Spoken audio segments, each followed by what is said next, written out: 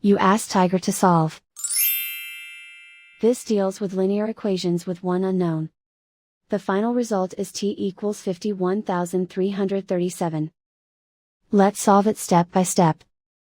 Simplify the expression. Expand the parentheses.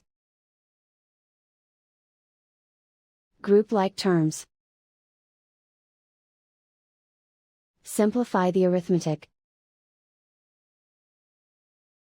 Group all constants on the right side of the equation. Subtract 20 from both sides. Simplify the arithmetic.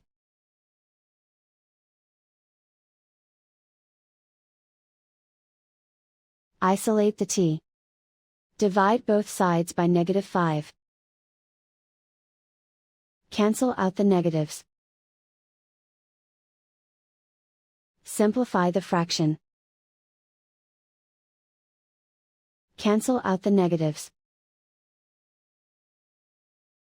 Find the greatest common factor of the numerator and denominator. Factor out and cancel the greatest common factor. And so the final result is t equals 51,337.